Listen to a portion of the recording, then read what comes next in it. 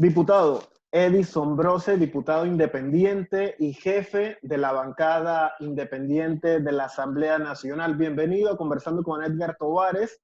Ante todo, quiero que sepa pues, que es el segundo invitado en este espacio que recién comencé en YouTube.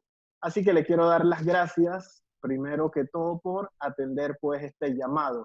¿Cómo ha sido para Edison Brose, tanto como la persona, como el diputado, todo esto que ha pasado en el mundo que nadie se lo esperaba y que todos hemos vivido de una manera distinta, diputado, para empezar?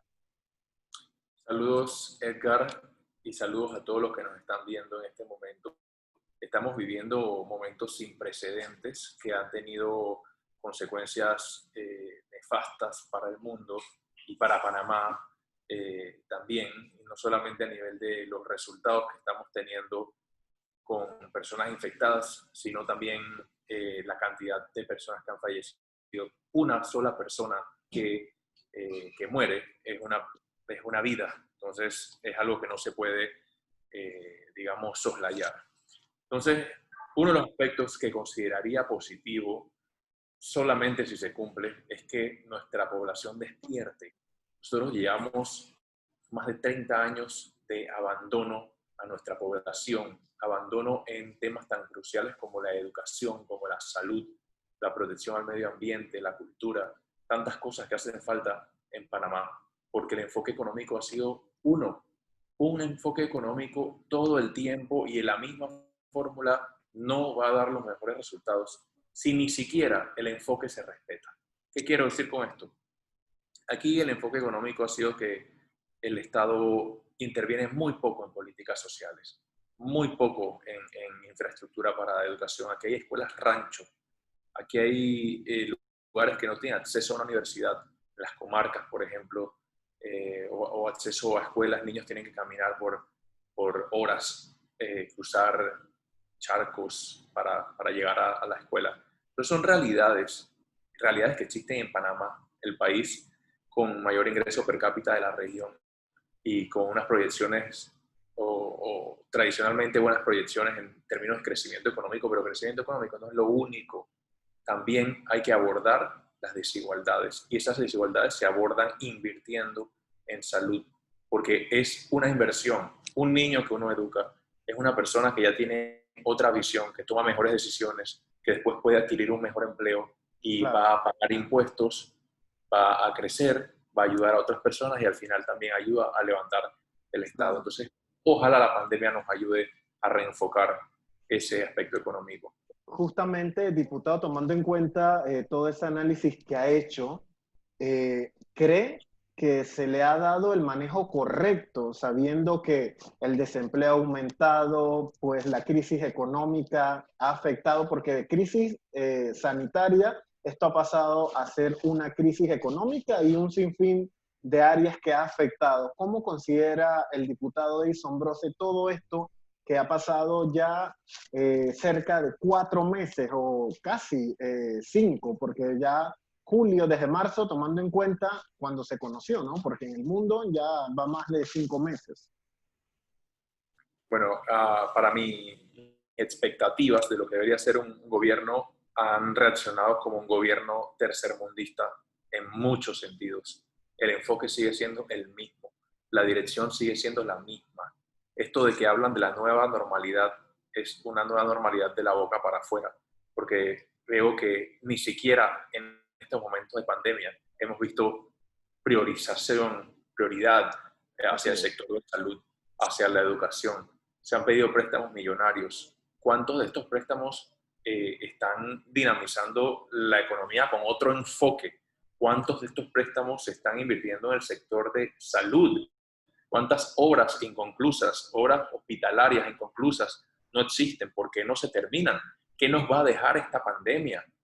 Porque si uno dice, estamos despertando, al menos la gente tendría, después de la pandemia, más implementos tecnológicos, nuevos hospitales, más insumos en general, más personas especializadas con plazas de trabajo en áreas remotas. Y en fin, no lo estamos viendo. Aquí hay médicos que no tienen ni mascarilla. ni siquiera mascarillas, que tienen que estar Así con sus es. propios insumos comprándolo, pero sin embargo sí hay dinero para un plan económico que tampoco ayuda, porque lo que hay es dinero para prestar. ¿Y a quién le va a prestar?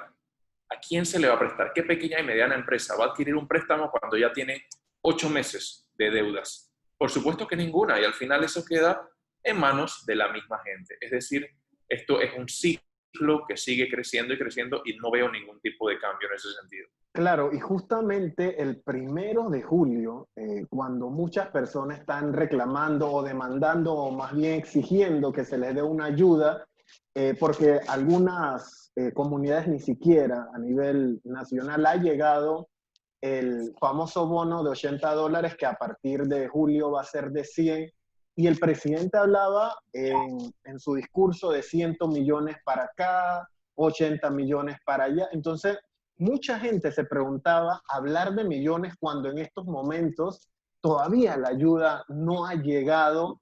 Y ahí, hacia allá va mi otra pregunta, y es ¿qué opina usted, que también participó para la segunda, si no me equivoco, la segunda vicepresidencia de la Asamblea Nacional, la primera, la reelección del el presidente Marco Castillero? Algunos lo llaman el intocable, otros lo consideran que es la figura para hacer lo que desea el gobierno y demás poderes económicos. ¿Qué opinan ustedes, los independientes, justamente cuando veíamos que en esa votaciones le pedían prácticamente disculpa, por ejemplo, al diputado, también su colega Juan Diego? Algunos analistas políticos aseguran que el verdadero ganador fue el diputado Juan Diego. ¿Cómo se lee todo esto? Porque ya conocemos la interpretación que le han dado muchos miembros de la sociedad civil en el país.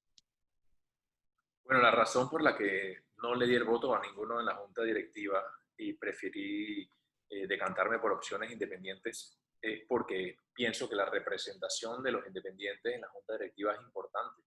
¿Cuántas personas independientes no tenemos nosotros en el país? Más del 50% de los ciudadanos. Entonces, creo que además de eso, la labor que hemos hecho los independientes también tiene un grado de representación, representatividad, y eso debe manifestarse en la junta directiva.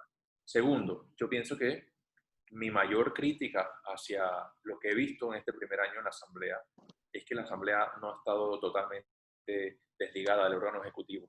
Hay muchas políticas del Ejecutivo que entran y se aprueban en un santiamén, mientras que muchos proyectos que nacen aquí en la Asamblea no tienen esa misma celeridad. Y si hay algo que se contrapone con los intereses del Ejecutivo, prevalece el criterio del Claro. Ejecutivo. Entonces no estoy viendo ese tipo de independencia, que es mi mayor crítica. La Asamblea es un órgano independiente del órgano ejecutivo. Entonces, aún así sean parte de un mismo partido político, esto no tiene que interferir en la composición del Estado. Y ahí lo vemos en cómo, por ejemplo, en la famosa ley de moratoria, que se aprueba una ley y después el Ejecutivo dice, no, no lo vamos a tomar en cuenta porque tenemos un acuerdo. Entonces, eso es pasarle por encima, eso es subordinar una ley a un acuerdo que el Ejecutivo decida. Entonces, es pasarle por encima a un órgano del Estado. Entonces, a nivel de ya criterio de ciencia política, de la composición de nuestro Estado, de los tres órganos, vemos que el Ejecutivo sigue cada día pasándole por encima al Legislativo, y yo pienso que eso no puede ser, porque no es sano en una democracia. Todos tenemos algo que decir. La colaboración, trabajar en equipo, ¿eso es posible? Sí, claro que es posible, pero pasarle por encima a órganos del Estado no. Y es por eso que no le di el respaldo a ninguno de los que buscaba esa Claro, relación. diputado, justamente hacia allá va otra de las preguntas que me gustaría hacerle. ¿Sabía Edison Brose lo que se iba a enfrentar en la Asamblea siendo independiente, o siendo los candidatos o los diputados independientes la minoría dentro de un legislativo que está, pues, por decirlo de alguna manera, eh, controlado, o más bien donde la mayoría son los partidos políticos, ¿no? Los más grandes? ¿Era lo que usted se esperaba o sabía que iba a ser un camino difícil? ¿Cuál es su análisis en este primer año, diputado? Yo en esta experiencia sigo aprendiendo, sigo, digamos, estableciendo nuevas expectativas. Pienso que no todo está escrito en piedra. De repente lo que fue un obstáculo puede que no lo sea más adelante y viceversa. Puede que temas que no sean obstáculos más adelante sí lo sean. Y eso mucho también dependerá de las conversaciones entre las diversas bancadas y sobre todo que logramos mantener un equilibrio y un entendimiento de respeto, que creo que es lo más importante. Respetar a los diputados por el simple hecho o por simple y llanamente por ser diputados y representar una curul, representar una gran cantidad de constituyentes, personas que dieron ese apoyo.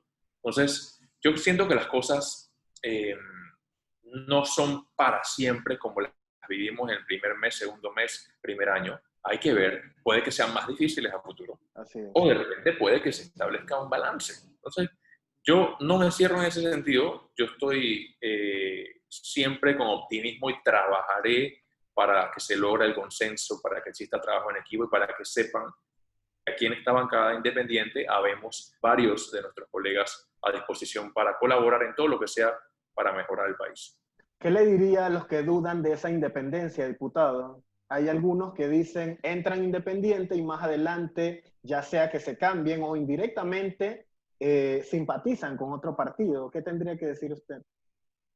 Bueno, sería ya eso, depende del criterio de cada uno, de quién es el que duda, por qué duda, cuáles son, digamos, sus fundamentos, cada uno tendrá, porque al fin, Así es. aquí en la bancada independiente somos 5, pero los 5, cada uno tiene su criterio, cada uno tiene su forma de pensar, toma sus propias decisiones, cada uno es independiente de los independientes también, así que yo creo que es algo que sería caso por caso. No podría hablar por todos mis colegas, Claro. tampoco podría hablar por toda persona que en algún momento pueda llegar a tener algún tipo digamos, duda o algo, pero en el caso muy particular, yo siento que, como dice el refrán, por sus hechos los conoceréis. Claro. Por sus hechos los conoceréis. Entonces yo creo que es por ahí, es por ahí. Hay que darle tiempo al tiempo y ahí se va viendo quién es quién, cuáles son las prioridades de cada uno, qué posiciones toma, si están dispuestos a digamos, enfrentar intereses políticos, enfrentar intereses económicos, poner al país por delante, trabajar en equipo. Todas esas cosas se van viendo en el tiempo. Pero creo que hasta el momento la bancada independiente en su mayoría ha hecho un trabajo significativo. ¿Ha podido aprobar o ha podido ser ley de la República alguno de sus iniciativas presentadas, diputado? En efecto, por ejemplo, en este periodo soy autor de una ley que busca la reducción del papel en el sector público. Esta es una ley importantísima a nivel ambiental, porque estamos hablando de reducción de recursos, reducción de papel, y el impacto ambiental es menor. Entonces, ese es uno de mis proyectos. Casualmente, el día de hoy dimos inicio a las sesiones virtuales de la Asamblea. Esa idea la traje a la Asamblea, soy el autor de esta idea, a pesar de que el proyecto de ley no es mío. Quien indujo e influyó para que esto fuese una realidad fue mi persona, así que ahí vemos también otra consecuencia de los independientes. Por cierto, ¿cómo le fue hoy? Porque la primera vez no le había resultado mucho, ¿no? Bueno, nos fue bien, ahí todo el mundo aprendiendo, es más, nos fue bastante bien para hacer la primera vez, pensé que iba a ser más difícil. Siguiendo acá, mira, la ley del teletrabajo, por ejemplo, esa también es uno de nuestros colegas independientes. Está la ley que modifica la ley 70 sobre el tema del abuso a los animales también. En fin, los independientes pienso que estamos haciendo nuestro aporte y a pesar de que mi principal, digamos, manera de medir cómo ha influido un independiente, yo no lo mediría necesariamente con leyes, y aún así tenemos leyes muy importantes. Yo siento que el propósito, por lo menos el mío personal, es avanzar la conciencia política de la ciudadanía, ayudar a levantar el estándar de lo que debe ser un político, que un nuevo estilo de política sea posible. Por ejemplo, siempre han asociado a los políticos con gente que hace, digamos, asociados con deshonestidad, asociados corrupción, corrupción, clientelismo. Bueno, todos esos mitos nosotros los hemos roto. Esos paradigmas se han roto. Entonces, eso es una posibilidad que también le da a las personas la esperanza de que se puede ser diferente.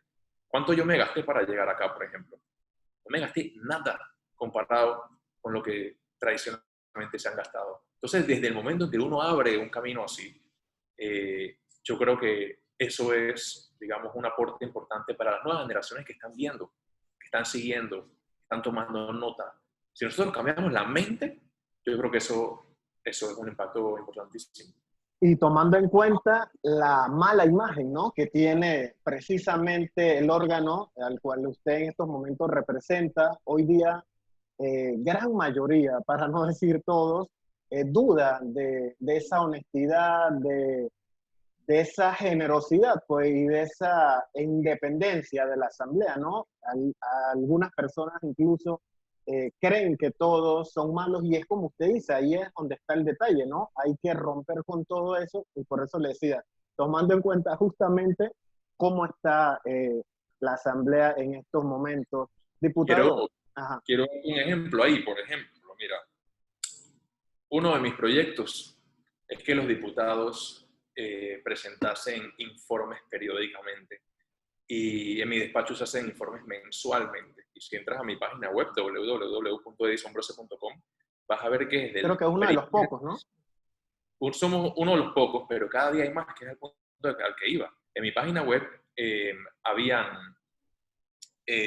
puedes encontrar informes mensuales desde el 1 de julio de 2019, con cada detalle, con quién me reúno, qué temas trato, qué proyectos está trabajando mi equipo, cada detalle. Y eso se ha ido replicando, no solamente en otros de mis compañeros independientes, que también están haciendo informes, sino también compañeros de otras bancadas. Al final de la legislatura, gente de otras bancadas también presentó informes. Entonces, es como que, hey, si se puede ir cambiando un poco. De repente no es nada de la noche a la mañana como son las expectativas, y expectativas que incluso yo he pecado de tener, que los cambios, a veces uno quiere los cambios para allá, uno es impaciente. Así es. Las cosas van poquito a poquito, progresivamente, y creo que sí se puede. Yo estoy seguro que se puede, pero obviamente toma esfuerzo y toma una generación. Necesitamos que más gente y los que se quieran unir vengan con este nuevo estilo de política. Claro, importante. Diputado, le agradezco, muchas gracias por su espacio, por sacar este tiempo y no sé si quisiera dar algún mensaje final ya para despedir esta entrevista. Con mucho gusto, Edgar. Mi mensaje es para toda esa juventud que está viendo esta entrevista, que estudien, que se preparen, que ese es el mecanismo para la superación. Es la única manera de poder tomar mejores decisiones. Las decisiones que tomas hoy en tu juventud van a impactar a tus futuras familias, van a impactar a la vida de tus amigos. Y si tú logras tomar mejores decisiones y cambiarle la mentalidad a una persona que te rodea, ya estás haciendo un cambio. Entonces, por ahí, educación, preparación, trabajo fuerte. Nada llega fácil. Lo que llega fácil no es sostenible. No es sostenible y tampoco es bueno. Así que a trabajar con todo, a estudiar y a impulsar un mejor país. Perfecto. Muchas gracias, diputado. Saludos. Chao.